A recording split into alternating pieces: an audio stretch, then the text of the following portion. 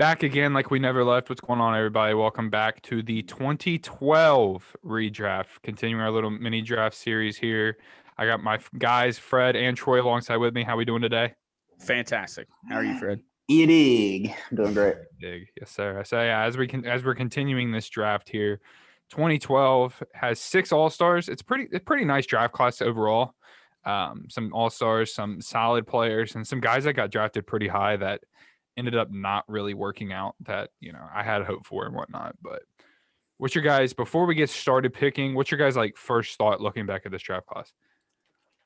Top took his championship run. Yeah. That's my first thought. They got 4 guys that got picked in this draft? 5. Yeah, they had a good chunk of them.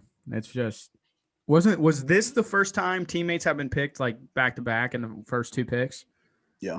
It almost happened with Zion and RJ, but Ja ruined that. Yeah. So I don't know if he ruined it. I mean, it worked out pretty good for him. But yeah, I remember like the run that we went on, and just loving those guys, having a great time. And yeah, I mean, honestly, from the class alone, I mean, just Anthony Davis, absolutely stud. What about you, Fred? Yeah. Very top heavy, I think. Looking through, there's really not like a late round guy that. Draymond, Chris Middleton. Those are about the only 2. Yeah. Jay Crowder. I mean, Jay Crowder's no. Yeah, you have like about 6 picks that are like solid players, and then after that it starts to drop off. But like, I think role players. you have 15 guys in this draft that are going to be like really solid players, in the league for years to come. But yeah, so with that being said, we're going to continue like we always have. We'll all each get a pick. It's a snake draft. And, of course, once again, luck of the draw, Fred Weisner is picking first overall to the New Orleans Hornets at the time. And at the time, they selected Anthony Davis. Eric Gordon was still on this team. Robin Lopez. They picked up Austin Rivers and Darius Miller. They picked up 3, like, not bad players in the draft. And then Grievous Vasquez. I was low-key a fan of Grievous Vasquez. I won't lie. And then other than that, yeah, they need all the help they can get. So I think it's pretty obvious where Fred's going to go here. But, Fred, take it away with the first overall pick. Pick the big man for Kentucky, Anthony Davis, 8-time All-Star, 3-time block champ, 2020 NBA champ, 4-time All-NBA, 4-time All-Defense, All-Rookie team, and then an All-Star MVP. 24 points a game, 10 rebounds, probably 1,000 blocks. I don't know. Anthony Davis, best player out of this draft. I could say not even close. I mean, he's just a world talent. Everybody knew that coming out of college, and he didn't even score much in college. You just knew. Yeah. You just knew he was going to be an all-world talent. So. Yeah, he kept the same defense and added a jump shot. That's scary. It's actually an offensive game in general because all he was in college really catching lobs. He can handle the ball. He can do everything. He's a 3-level scorer now. He's gross. He's huge. He's 6'11", long wingspan, anticipates so well. I watch a lot of Anthony Davis being a Laker fan, and dude, I can't gloat about him enough. Arguably the best big in the league. Yeah, like if you take away the position center and power forward and you just combine them, I think it's a close argument between Embiid, Jokic, and Davis, but you can have that argument for Davis. Unbelievable, easy pick again for Fred. Fred's starting to build a god squad out of first picks. Yeah, seriously. Yeah, I think, and this is the first pick in the 3 we've done where the first pick stays. So Davis was the consistent pick back in 2012. He's obviously the obvious pick here. So yeah, Anthony Davis off the board. No shock to anyone there. And that brings me up second. There will be a change in this pick, I have a feeling. No, I'm sticking with it. The Charlotte Bobcats were on the clock, and they picked Michael Kid Gilchrist, who there was a lot of what's the word I'm looking for? There was like a lot of potential with Kid Gilchrist, and a lot of people were like holding on to something because of like his versatile like he was so tough on defense and could run the floor really well. Yeah, it obviously didn't work out. I mean, he still has a spot in the league. Well, maybe not now, but he found a spot in the league for 8 years. But yeah, that's not the pick that is obviously going to happen today. If you look at the Bobcats at the time, DJ Augustine, Bismack Biyombo, Boris Diaw. This is coming off of Kemba's rookie year. So we like to base our picks off of like best fit with these redrafts. But with this one, I'm going to take Damian Lillard because I think he is the quite clear second best player in this draft. And I think, it's not the way the league was ran at the time necessarily, but I think you could run Lillard and Kemba in the backcourt together. It's not a very defensively tough backcourt, but nonetheless, I like Damian Lillard's game a whole lot. When he's on, dude, he's a guy that you have to at least turn on and watch. Dynamic scorer, one of the best point guards in the league. At Very the time, underrated passer too. Very underrated. Yeah, but at the time, Damian Lillard was a senior when he got picked up, and he was picked in the top 6. Like, that does not happen ever anymore. I couldn't tell you the last time that really did. But yeah, coming off an injury his junior year of college, he playing in a small school, he took college basketball by storm, and a lot of hype with Damian Lillard. He had great workouts going into the draft. A lot of people really, really high on him. So Damian Lillard is one of my favorite players right now. So I think it's obvious there that he's going to go there. I think you could make an argument for someone else that's probably going to get taken next, but I think Damian Lillard is the obvious second best player. Yeah, you kind of because then this draft, the Blazers got obviously Damian Lillard. The next year they picked up CJ. So yeah, you kind of jumped the train and got, instead of getting that for the Blazers, now Charlotte gets that with Kemba and Dame with 2 undersized guards that can absolutely fill it up. So I think it works perfect, honestly. Damian Lillard was the rookie of the year as well, I believe. I think he won it. He was. Just came in and immediately made an impact in the league, and it's just continued to get better and better. Those 3-4 year guys know what they're doing a little bit. Killer. Yeah, I mean, everybody around the league respects the crap out of Damian Lillard. So, but all right, Fred or Troy, you are up, picking third here for the Washington Wizards, coming off of John Wall's rookie year. They don't really have anybody that stands out. Wait, is it just rookie? Second year? Yeah. Okay. They don't really have anybody that stands out other than John Wall. Jordan Crawford, my guy, is on there. But other than that, man, they got Trevor Ariza. So, yeah. So, Troy, where you heading? They're sticking with their original pick, Bradley Beal. Don't even have to think about it. An absolute bucket. I've been on the Bradley Beal hype train for a few years, and now that we've got this talk, I always praise Bradley Beal. This guy's unbelievable, almost averaging 33 points, 5 rebounds, and 5 assists. The Wizards are starting to turn it around.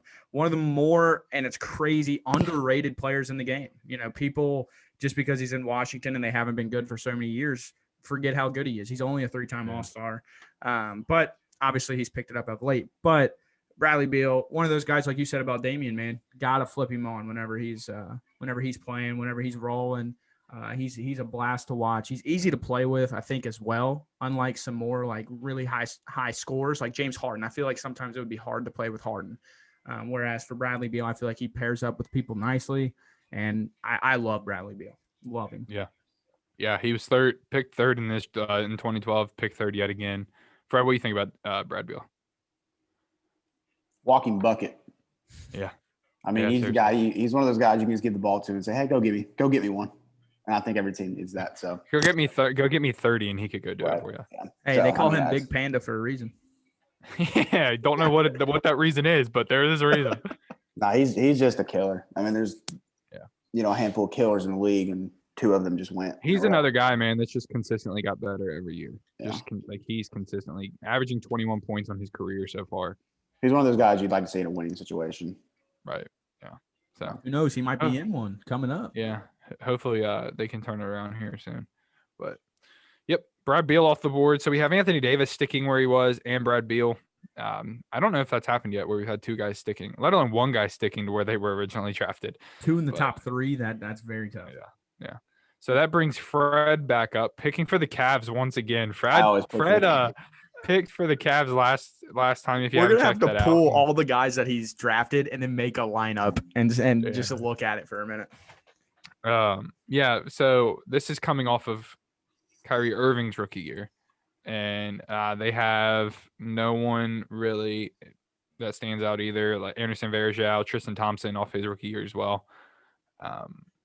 So once again, they probably need all the help they can get. So Fred, why don't you help the Cavs out again this year?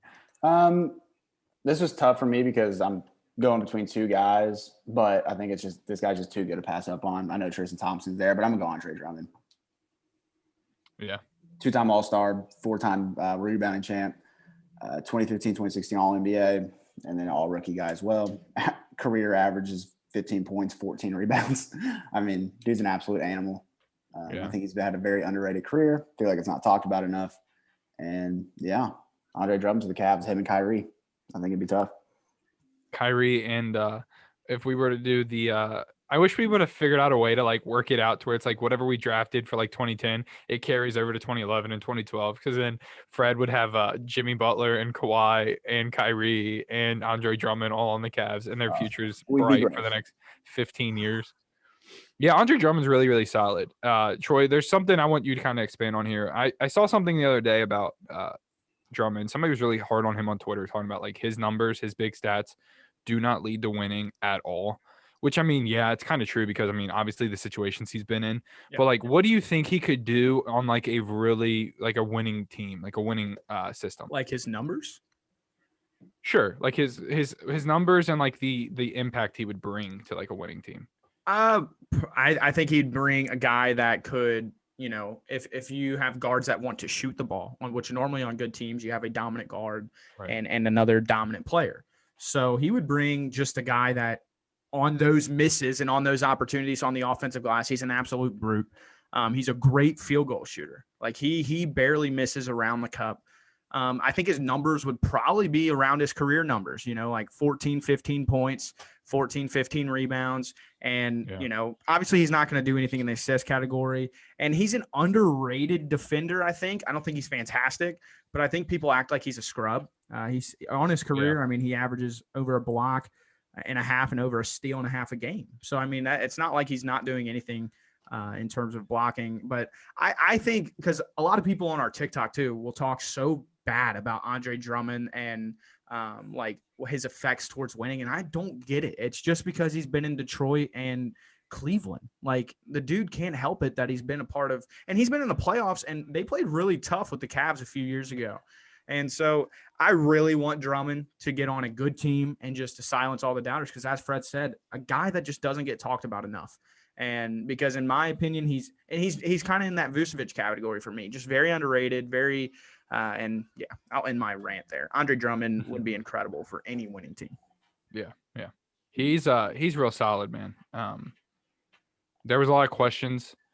And so I went back and listened to Chad Ford break this class down. He said there was a lot of questions with Drummond coming in about like his want to like actually like want to be good at basketball or like want to play, get better.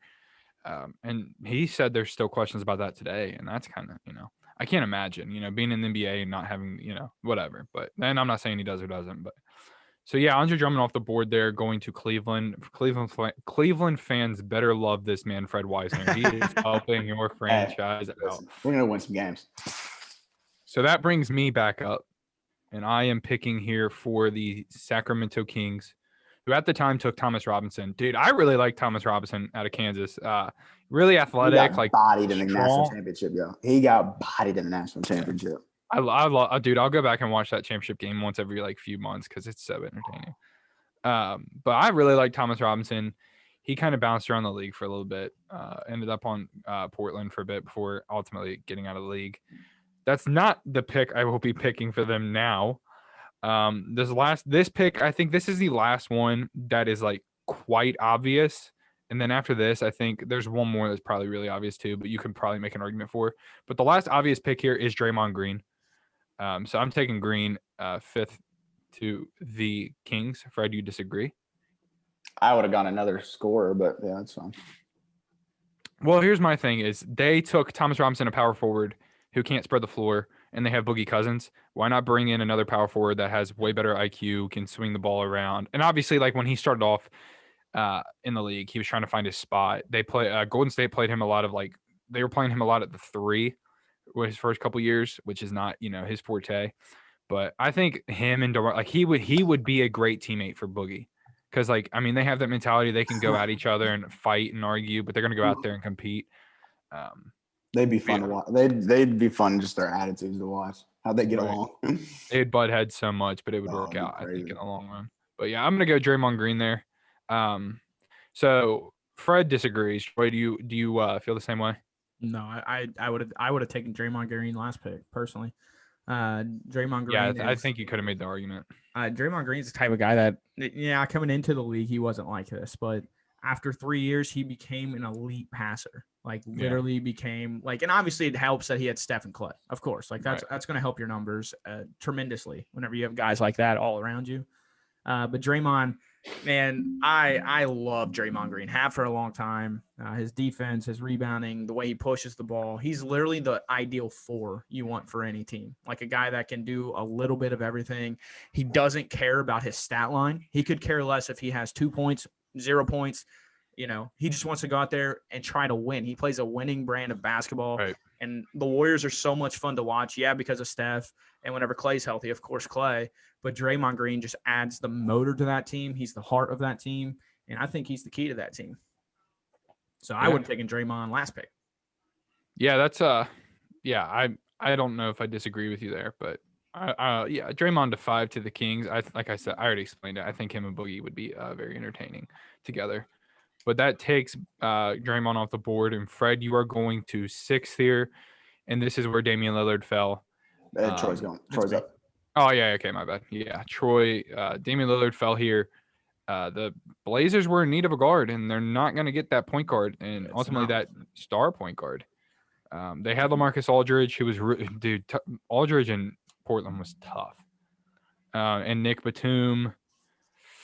That's really about it. Wesley Matthews. But yeah. So their best point guard now is Ronnie Price. That's obviously a big downgrade from Damian Lillard, but let's see where Troy goes here. Well, again, there's no real elite guard on the board. Coming out, if Damian Lillard was off the board, they probably would have went with a guy like Austin Rivers, just a guy with a lot of hype about him.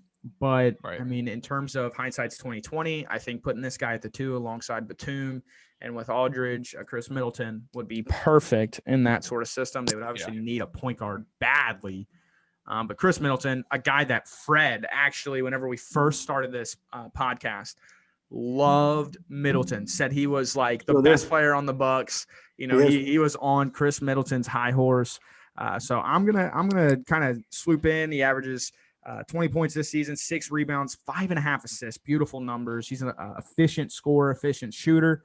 44% 3-point shooter this season. I think he's having a very underrated season. But yeah, Chris Middleton, easy pick, underrated defender, underrated in general. So yeah, I'm gonna rock Chris Middleton. Yeah, he went late. I think it was like what? Yeah, he went 39. Hey, what about Detroit? What about Detroit? How good they drafted this class. They did. I mean, but he only stuck around for 1 year. I don't remember if he got traded or if they just like let him go. I don't remember because it's like I obviously wasn't paying much attention to a 39th overall pick back in 2012. But he averaged 6 points his rookie year, so nothing spectacular. But I mean, this is a draft class of guys that are just like they are getting better every year, and like Middleton's that's the second best player on a Eastern Conference Finals team or a potential Eastern Conference Finals team every year. Like that speaks volumes, man. And he can score with the best of them. I think when you go-to guy too. When you talk about like elite scorers in the league, there's like a group of guys you would pick, and then Chris Middleton's probably in that next tier of like elite scorers.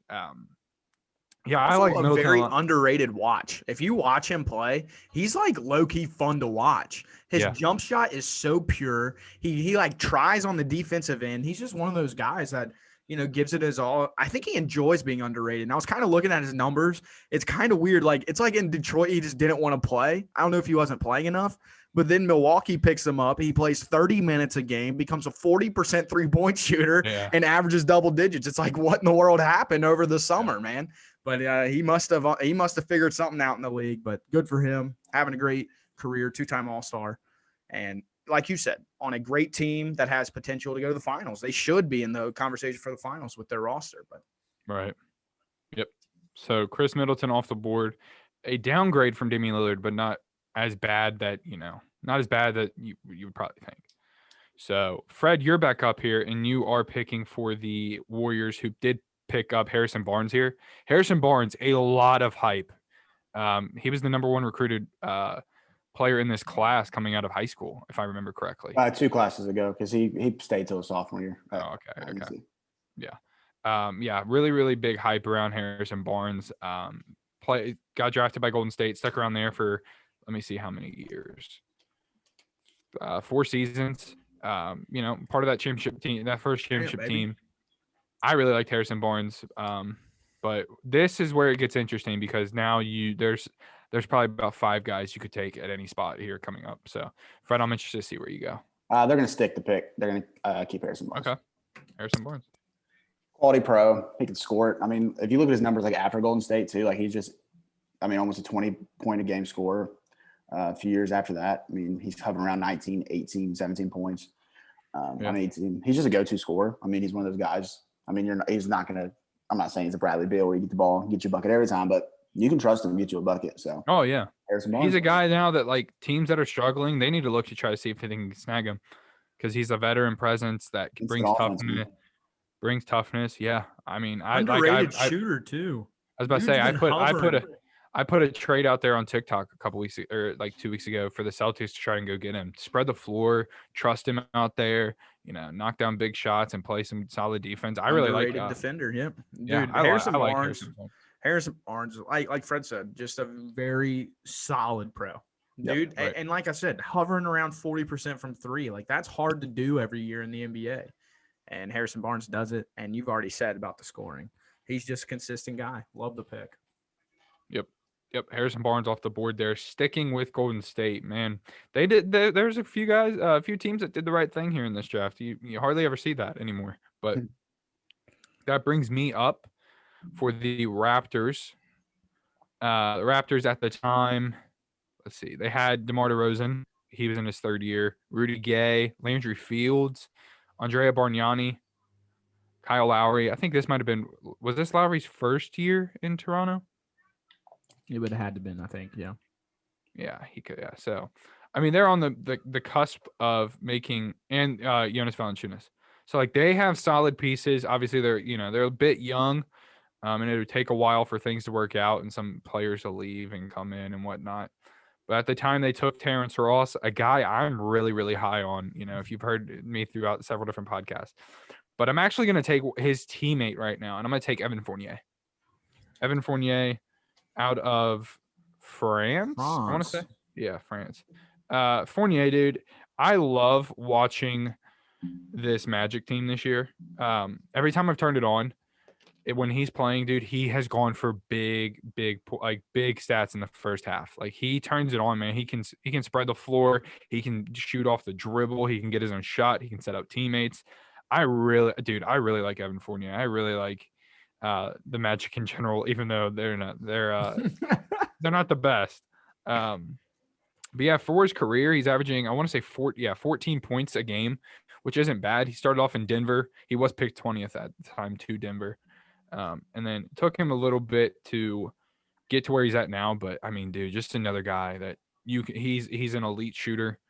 And I can't say it enough how much I like watching Evan Fournier. You guys got any thoughts on Evan Fournier? Bucket. Another guy, just a bucket, man. Once he figured it out in the league, he's kind of like Chris Middleton. Once he figured it out in the league, Harrison Barnes. Once he figured out his role, once he figured out what he was good at, he's stuck with it. It's been hovering around 15 and a half, 18 points for 6 years now. Just a guy, again, like the Magic need to buy into the rebuild, and a guy that can help out a contender now. He can help a team out. And, yeah, Evan Fournier, another one of those Orlando Magic underrated players, man.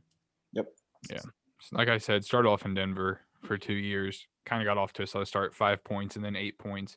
But if you look at his stats, other than 2018, 2019, his points per game have gone up every year. He might have been hurt in 2018, 2019. No, he wasn't. I lied.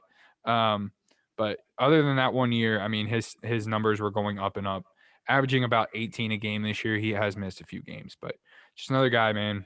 Go get you a bucket when you need it. So Evan Fournier off the board there. Troy, you're back up. Picking for Detroit here, who did at the time, as we've already addressed, took Andre Drummond.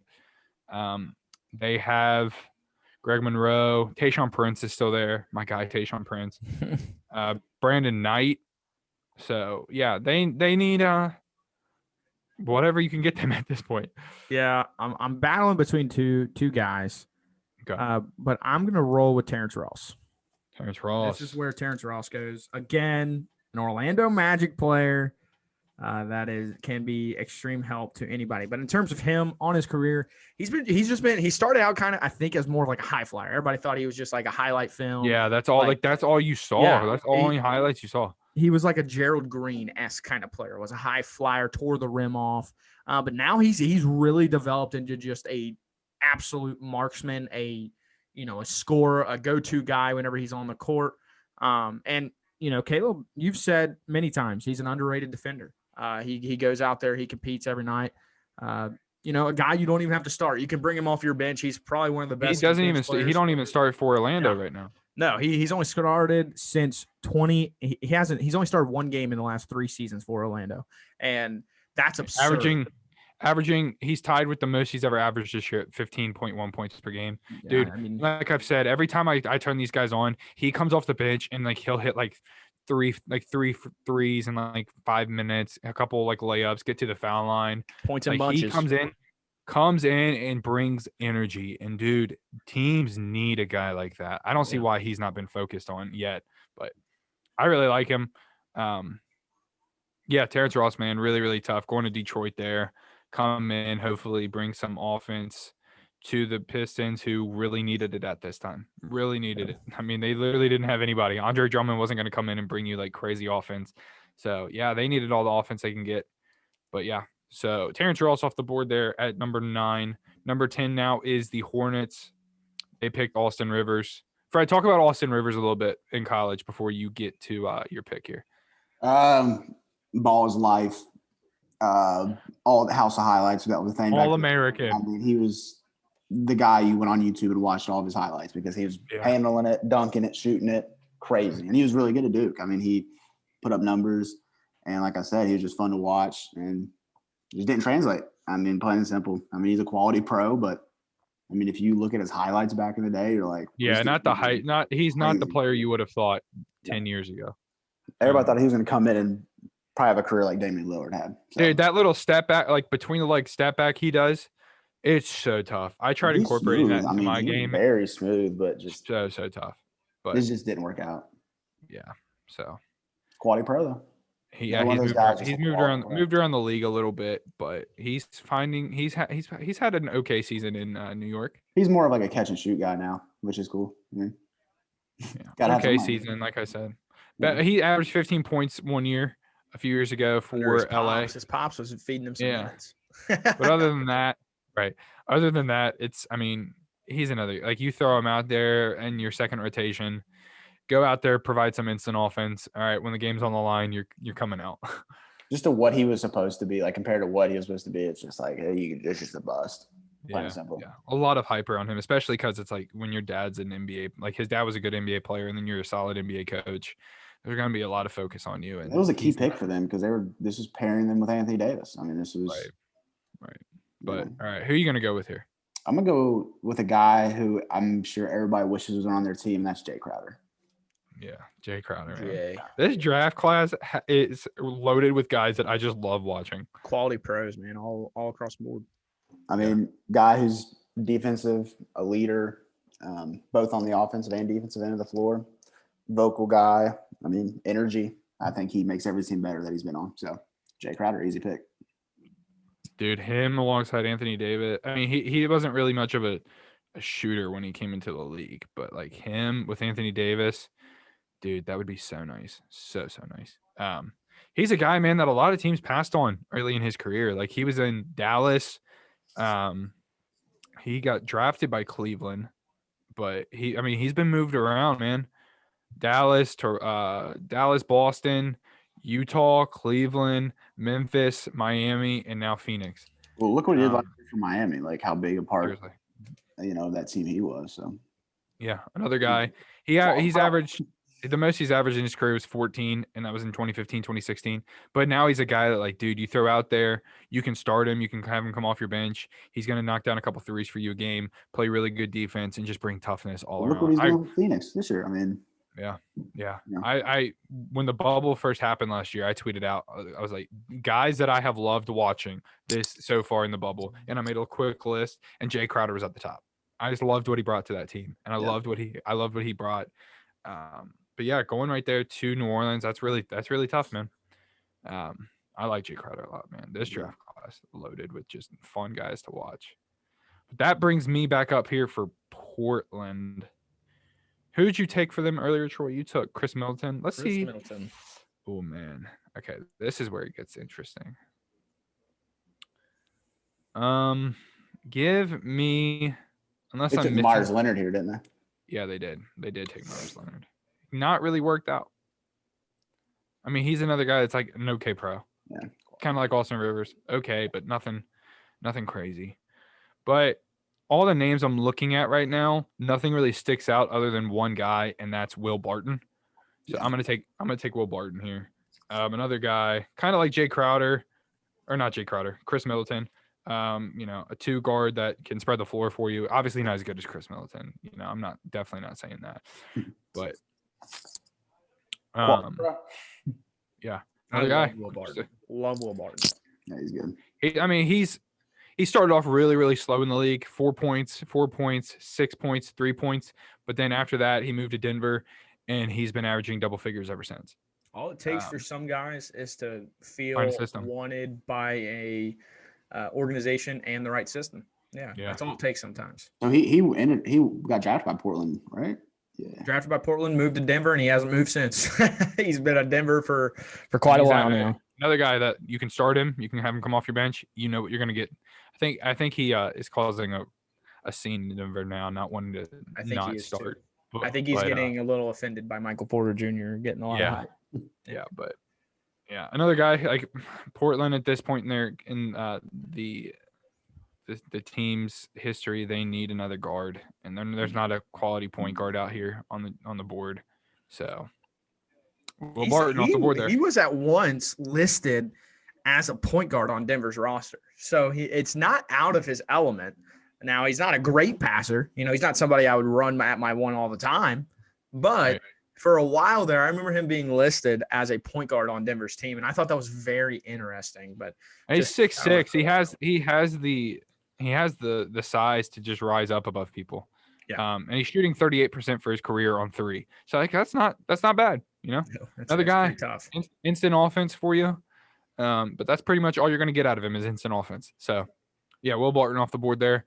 Things are about to get really interesting from here on out. So Troy, you are up picking 12th for the Rockets. They took Jeremy Lamb here. Lamb's a solid pro too. Yeah, you could say the same thing for all these guys that we're going to take the rest of the way. But at the time, this was Harden's first year. Right? Yeah. Harden's first year in Houston. I think they traded Jeremy Lamb to the Thunder for Harden. I think he was part of the deal. Okay. If I remember correctly. Okay, so now things are definitely more interesting than first looking at it, because now you have to find somebody to pair with James Harden. But they had Chandler Parsons, who for a while was solid. Patrick Patterson. That's it. So bring some help to Houston here. Looking at who's left. Obviously we got Jeremy Lamb, who I'm pretty much probably going to take unless a name just blows me away. Probably stick with a pick. Keep Jeremy Lamb, a guy.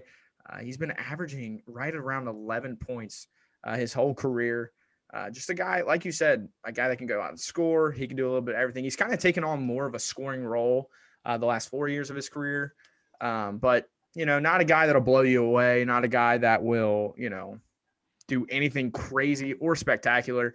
But he's shooting 48% from 3 this year, and that's very good. So if he can somehow develop into that a little bit quicker for Houston in this world, then more power to him. But Jeremy Lamb still the pick. Another one we're staying with that pick. Yeah, I mean, not much really to say at that point. He's at your beloved Indiana, man. You got nothing to say about your dogs? He's solid, man. But I mean, at this point, we're just repeating the same thing. Just a good quality bro. But he could play. I could see him playing 3 alongside James Harden. Harden, So yeah. I like the pick. Fred, you're up here for the Suns, who took Kendall Marshall. He was a Yeah, they're not- buckito for the Lakers, man. Don't talk bad about my man That Kendall. pick. They're taking a guy. Can I just make the pick already? Go ahead. Dion flipping Waiters, man. Dion. Okay. Scorer. Are you kidding me? Career 13 points a game. You kidding me? Listen, let me talk about Dion Waiters real quick, man. He's Drugs away from him, and you got a good career. rookie year. Yummy Waiters, man. Second year, 16 points. 15 points. He's quality scorer. Slept on. Y'all get out of here. Dion Waiters. Easy. Hey, Okay. all I'm saying is Kendall Marshall averaged 8 and I will 9 say for the Lakers. Don't averaged doubt what? Kendall, man. He 8 averaged points, what? 9 assists for the Lakers. Come on. Man, I will say, if you look at the roster they have, Dion Waiters fits pretty well. They have Goran Dragic at their point guard, Michael Beasley, Marcin Gortat, the Morris twins, Luis Scola, PJ Tucker, which Tucker really wasn't anything up to this Now, point. Dion Waiters was definitely a bust, but yeah. Pre-bubble. Oh yeah, for the pick he was at, yes, but like I mean if you He's a look at the rest of scorer, the guys here, I don't see why you don't consider it. Pre-bubble, before the NBA shutdown, he was playing extremely well for the Lakers, like extremely well. And then during quarantine, he got really out of shape and came into the bubble and was terrible, like awful. But he he ended was up like, averaging 12 points last year. yeah, that's what I'm saying. Like he was playing really well for the Lakers in the opportunities he was getting. But then once the bubble happened, I mean, he played like absolute garbage. His issue So- was between his Between the ears. Yeah, and because he could have gone out there and been a 10, 15-point guy every night if he wanted to, because that's just how he was. He had a gifted talent right there, man. He could just go put the ball in the bucket. But yeah, between his ears, he does some stupid stuff throughout his career, and now he won't get another opportunity. Nope. There's nothing else to say about him. Hey, 2020 champ though, he a champ. You gotta put some respect on his name. Yeah. Ring that man. Him and Davis are the only champs, aren't they? I do believe. No, And Draymond, Draymond. Harrison Ooh. Barnes. Oh yeah, Draymond. Yeah. Obviously. Harrison I was gonna Barnes. Oh, okay. Yeah, I'm an idiot. Clip it. Okay, so that brings me up. John Henson was picked here to the Bucks. Ew. At the time, John Henson's wingspan is stupid. First of all, I thought how long his wingspan is. I thought he was like 7'1". He's only they have him listed at 6'9". But they have Monte Ellis, Drew Gooden, Brandon Jennings, Ersan Ilyasova, JJ Redick is listed on this, but I don't remember Redick ever playing for them. He must have got moved pretty quickly, but Larry Sanders, Ish Smith. Okay, so this is just like, okay, who am I taking at this point? There's only one real name here that stands out, but it's my last pick, so I kind of want to, just make things interesting. But hold on, I got another name in mind. Let me see. Let me add up their points here. Let's see who had a better career points wise. You know what? Give me Mo Harkless. There's no one else really out there. Mo Harkless, another guy. Hey, solid pro. Congrats. These role Now players he's awful. funneling Now in. he's awful. If you watch Miami Heat game, he is terrible right now.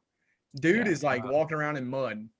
He's averaging 1 point this year, bro. Come on. Dude is terrible. He's this year he's shooting 50% from three, but like there's been other years where he's shot like, hold on, I'll find it because there was one year 27, 17, 27, 27 again, 28 last year. How many It's has like he attempted this year?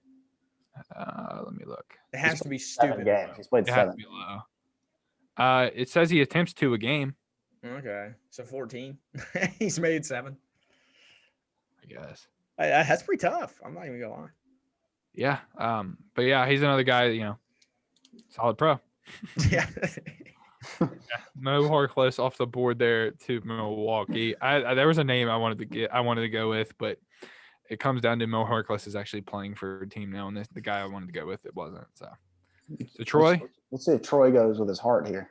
Everything in my mind and my heart is telling me to pick my main man. Yeah. The man. Okay, the 76ers when we get into it. Andre Iguodala was there. Drew Holiday was there. Elton Brand, Lou Williams, Thad Young, Evan Turner. So like they have like a solid young team. Like they made the playoffs with that core group. So yeah, I mean at this point you're just kind of filling in a solid bench spot for him. But Right. hey, Troy, just go with it. I'm not going with my heart. As bad as I want to. I would love to give them a guy that is such like you look at his career numbers. I'm just telling y'all who I'm talking about. Terrence Jones, one of my all-time favorite player at Kentucky. He averaged 10.5 rebounds in his career in the NBA. Just didn't get a lot of. He played, solid for Houston in the years that he got. He kind of when he was in the league, it was like the league was expanding out to the 3-point range, and he didn't have the jump shot to keep him anywhere. I always thought like, man, why is he not still on a roster? Me too. I have thought that like all along. Because he's not old either. No, a guy that can rebound, he can push the ball for you, and he's like obviously worse version, but like he reminded me of like a Julius Randle in college, of like nose downhill. Like gets rebounds, scores on putbacks, does a lot of the dirty things. But I'm going to go with a really solid pro that could have helped this 76er team out. And he's still in the league today. Tomas Sanoranski, a guy that I thought you were going to go with him last time. Tomas Sanoranski averages 8 points, 4.5 assists this year. On his career, pretty much same thing, 7.5 and 4. Just been a guy, a consistent pro, hovered around 8-9 points per game, a nice bench piece, doesn't need to start. He can play make for you. I'm pretty sure he's a pretty good 3-point. Yeah, he's shooting 50% from 3 this year. He's a solid bench piece for that. Yeah, really, really good bench piece, and just a guy that honestly doesn't get a lot of recognition. I know a couple of Bulls fans on Twitter, don't know them, but I follow them, and they really like Tomas. He does a lot for them. So Tomas Sanoranski, Sadie is his nickname. That's just so hard. Had to pick him. Tomas Sanoranski, man. Give me all of him. Yeah. So that's going to do it for the 15 picks there. We'll break it down really quick, and then we'll look at some guys that didn't work out in the league, whatnot. Anthony Davis stuck at number 1. No surprise. Damian Lillard went 2. Brad Beal stuck at 3. Andre Drummond and Draymond Green, that's the top 5. And then following that is Chris Middleton, Harrison Barnes, Evan Fournier, Terrence Ross, Jay Crowder, Will Barton, Jeremy Lamb. Dion Waiters kind of threw me off guard just a little bit. And Mo Harkless, and then Tomas Sanoranski. So, yeah, I mean, this draft is really another solid draft. 56. I'll just wait till next week. It's awful. Yeah, 2013 is terrible. 56 of 60 players played in the NBA. Now, granted, not everybody had. Yeah, but that's impressive for a draft class. But we'll look at some names really quick. We've already kind of covered Thomas Robinson. Myers Leonard is the next guy up at 11 that didn't get drafted. Go ahead. Tony freaking Roten, man. Can we talk about him? I loved him on 2K, bro. That dude was a dog. 17 points a night in 2014 and 2015, 5 assists.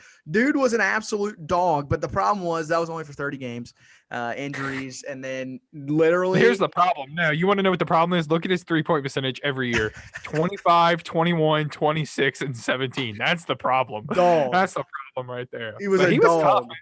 Yeah, he was really tough. 11-3-3 on his career. Are you kidding me? Jared Solinger. Fred, did you like Jared Solinger? No, he was terrible. Josh Harrelson sunned that man. Sunned him. Oh. Sunned that man. He let Jorts sun him. No, I don't like Jared Solinger. There's not really any other names that stand out here. Mike Scott. Miller. Hello. Hey, how about your man Deron Lamb? Give him some love. Shooter. He didn't really have much of a career in the league. Kyle O'Quinn. That's kind of interesting. Yeah, O'Quinn. Mike Scott is still in the league on a roster. And the GOAT, Robert Sacre. You kidding me? Robert Sacre? There are two players that did not get drafted in this draft that are like solid role players too, and that's Kent Bazemore and JaMychal Green. So overall, like this draft class is solid, man. A lot of good pros. Yeah. You have 5 really good players, and then like 2 or 3 like good players, and then after that, it's like just solid. Everybody in our draft that we drafted is currently on a roster except for one. And that's the Shout out to Fred. That's the gummy bear wonder, and Dion Waiters. But yeah, this one, I mean, again, a lot of fun. These drafts are so much fun, but this one, with as loaded as it is, you can go a million different ways with it. So, any closing remarks, Fred? You got a hot take with this draft class at all? Let's see. Hot take. Draymond Green is washed. Oh my God! Shut up. Chris Middleton's the best player on the Bucks. They're gonna trade Giannis and then build around Chris Middleton. Anthony Davis will win out of LA next year. Terrence Ross will be an All-Star next year and the sixth man of the year. Dion Waiters makes a comeback and gets All NBA first team. All right, we're gonna cut the hot takes there. Probably should have cut it after the first one, but Get me out of here. yeah, that's gonna do it, man. Thank you guys so much, guys. Once again, it's a whole lot of fun. Can't wait. I literally look forward to Sundays doing these every year. Now, next Sunday, I don't know if I'll be looking forward to because of how bad It might be a 20-minute video. That one will probably be even more fun because it's gonna be like, oh my God, We're gonna be drawing from. It's actually not as bad as you all think. I'm looking at it right now. It's not bad. Okay. But yeah, that's good. Hot take another one. Hot take: the 2013 draft's the best draft class over this one. Wrap it up, Dale. Yeah. All right, thank you guys so much for joining in. Yeah, let us know what you guys think down below where you would have picked these guys. I'm crying, man. Oh man. But yeah, that's gonna do it. Thank you guys so much for watching. We appreciate you guys. Thank you guys so much joining the conversation. We'll see you.